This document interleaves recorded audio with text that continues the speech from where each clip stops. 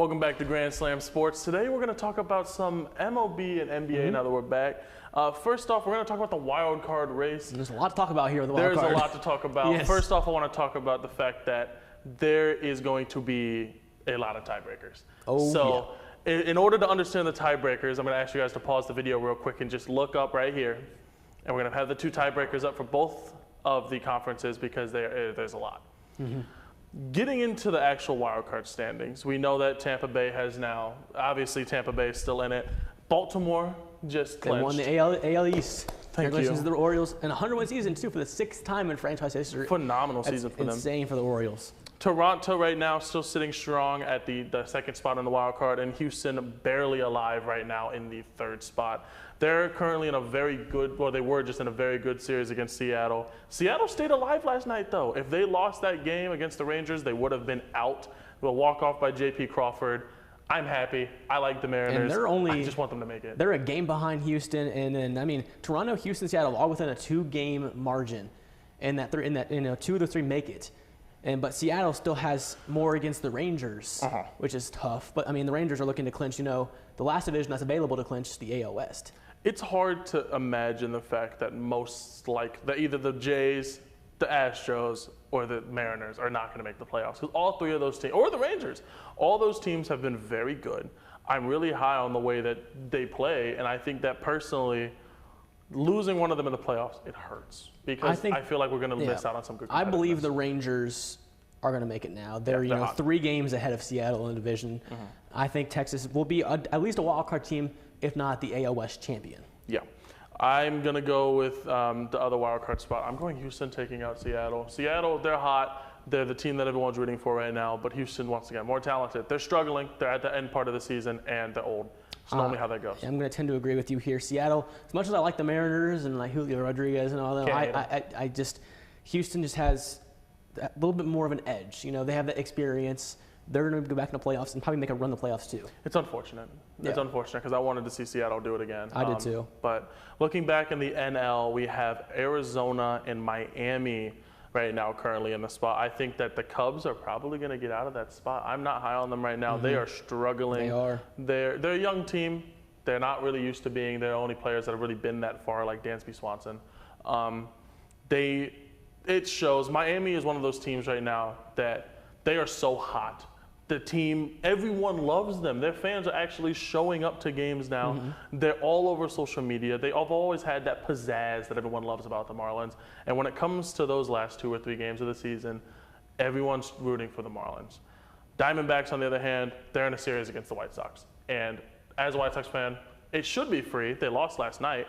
But the Diamondbacks have that on lock, in my opinion. I don't see them giving it up. They do. They're a game and a half ahead of Miami, ahead of the Marlins for that second wild card spot. I think that the D-backs are going to make it. I know last week I said they weren't going to make it because the Yankees were playing them, but I was definitely wrong. D-backs are going to make it. They do host Houston.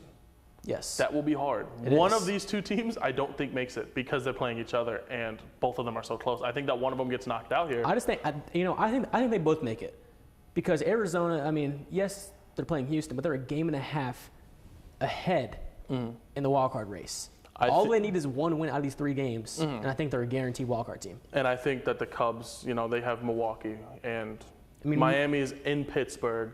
Milwaukee has nothing to play for. Yeah. They've already clinched the division. They're locked into that 3rd seed in the NL. But the Cubs are the rivals. They benefit from getting them out. They do. It's a good morale boost. Similarly to how the Lions and the Packers last year in the NFL, if you watch that. So I think that the Cubs are probably my team that's not going to make it. Marlins, I've been talking about since episode 1. The Marlins are my wild card pick. They're my favorite team in the wild card. Please do not let me down. I've been high on you guys this entire year. I've been high on the Reds the entire time, but I think they're done now too. I mean, they're in St. Louis to end it off, but they probably need to sweep that series and hope for some help across the board to make the playoffs. Yeah, of course.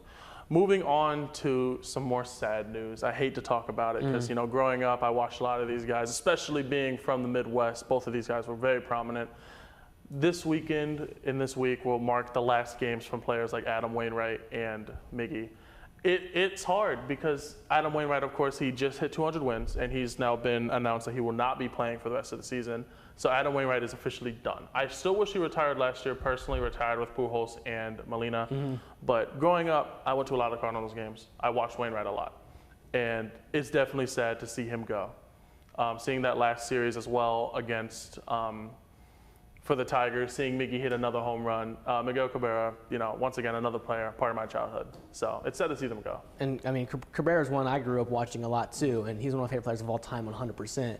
So it's sad to see him go. I didn't watch much of Wainwright. I'm not a big Cardinals person and usually, but I mean the whole Cardinals core of Pujols and Molina and Wainwright's all going away now. It's a whole new Cardinals compared to what it used to be. Yeah, I mean I'm high on Contreras. I don't think that he's going to be the replacement for Molina like they have planned for him, but I think that he's still going to be a great.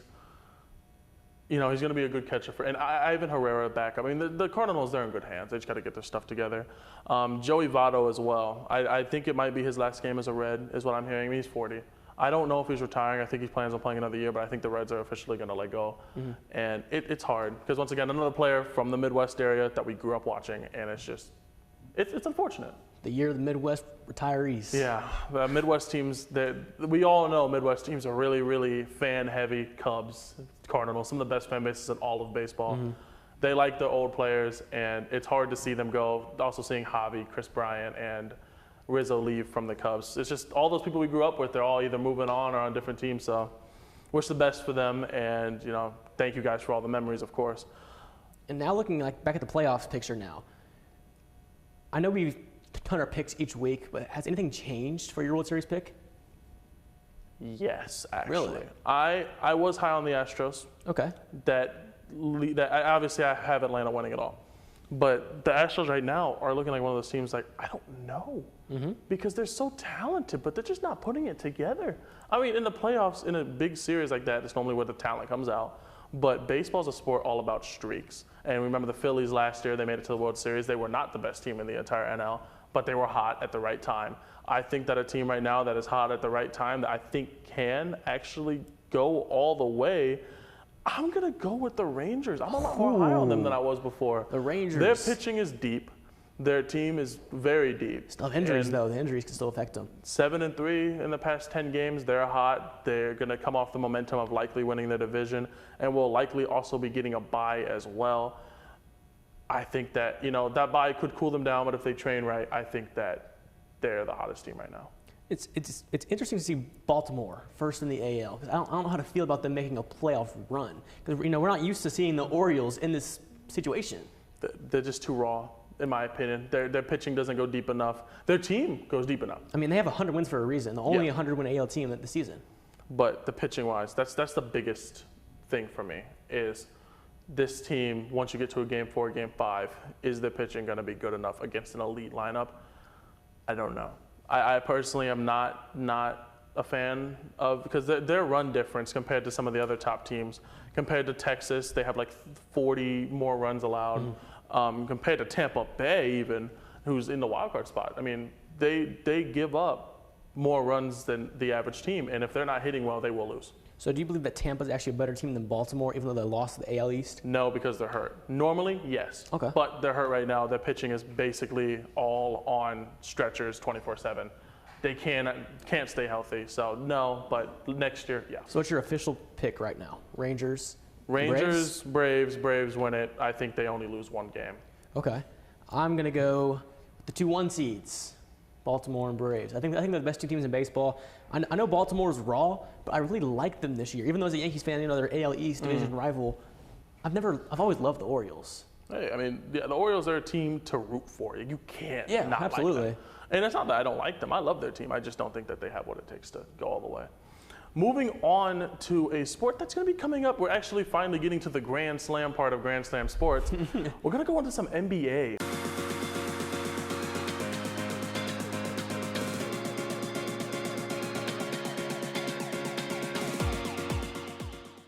We're going to switch it up a little bit.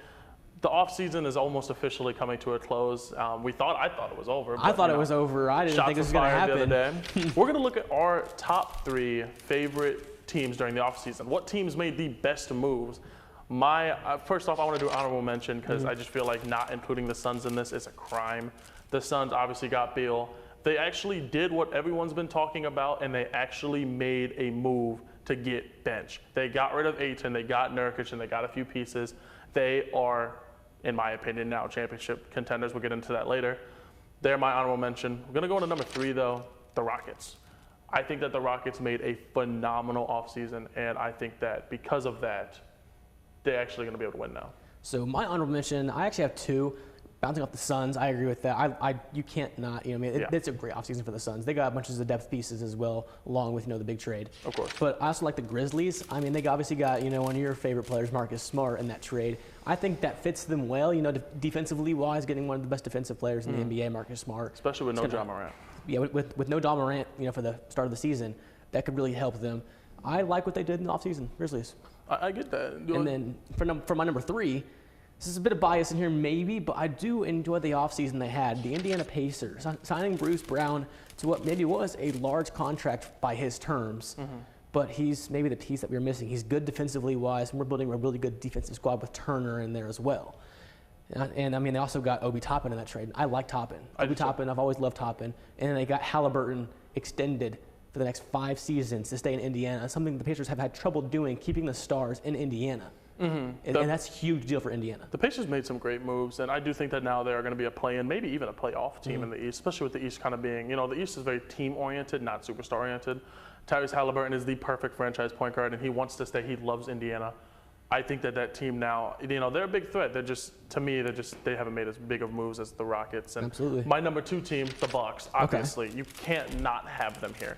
They went from being championship contenders to championship favorites with one move.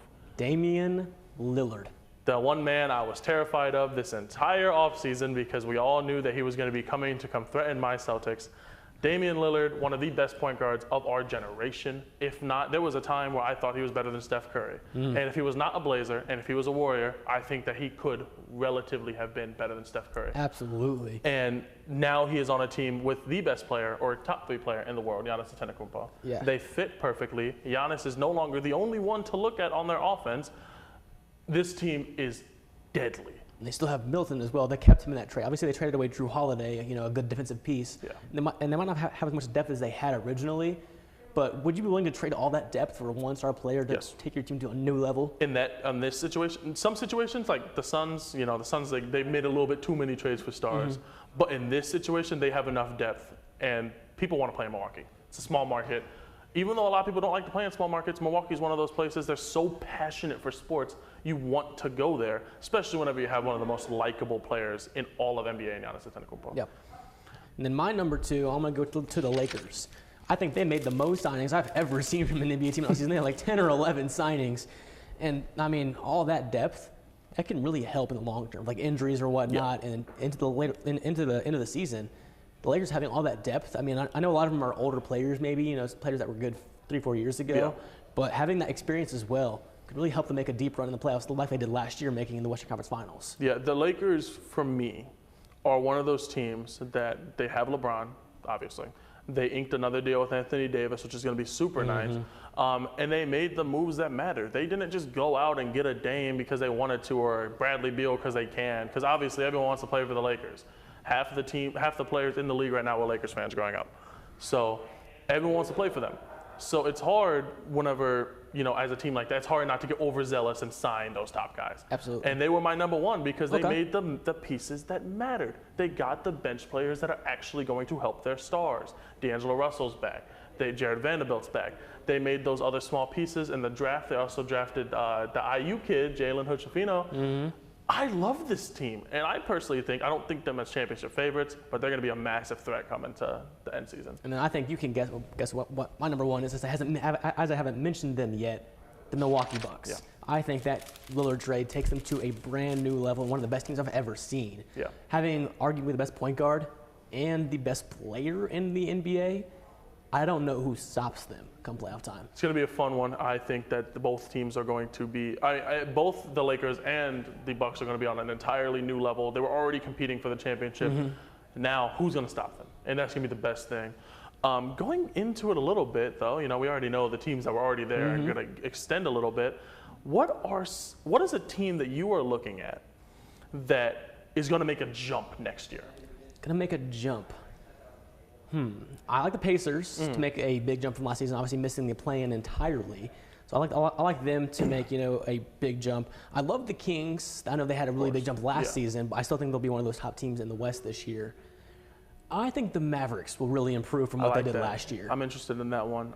Because they were not even a play-in team with Luka Doncic. Yeah. And they made some really good signings in the offseason. I think they'll be at least a play-in team for sure this season. My pick, got to go with the Rockets, another Texas team. Okay. I'm high on them. Fred VanVleet was another one of those signings that he is not like the most famous player in the world, but he gets the job done. Amen Thompson, I'm big on the Twins. I think that both of the Twins are very good. What about Dylan Brooks? Dylan Brooks, you can hate him all you want. The man plays winning basketball. He is a fire that a championship team needs. He's going to help a team like that. Sengun, one of my favorite centers in the entire league. This team is deep. Jalen Green, Jabari Smith. So do you believe that they're going to be a play-off team or a play-in team? Play-in team. Play-in team? Okay. 10th seed at most. Like this, the West is so stacked to where it's hard to say that this team is going to be, up there with them. And one team that keeps going under the radar every year, the Thunder. Mm-hmm. They were a play-in team last season. Shai Gilgeous-Alexander, one of the best guards and a Canadian as well. I love Shai. Love you, Shai. Shai, he is a phenomenal player. I don't know why the Clippers ever got rid of him in the first place. I mean, Paul George, once again, LA teams, they have the lights. You see those shiny little players and you make those moves. Don't make those moves, I promise you. They normally don't pan out. Going into another thing, the last thing I want to talk about in today's NBA block, championship predictions, the way too early championship predictions. Who you got, East versus West? I'm going to go probably the two favorites, which I often seem to do. Nuggets, the defending NBA champions, and the Milwaukee Bucks with Damian Lillard. I think they're the best two teams in the NBA. NBA tends to be top-heavy when it comes down to playoffs. Those favorites usually tend to win because it's a 7-game series. Best team usually wins. Yeah. So I think they're the best two teams in the NBA, and I think they'll meet in the finals with the Bucks winning the whole thing. I want to be a little bit different because there's so many teams you can go for. I'm going to go Suns versus Celtics. You can call me a little bit biased.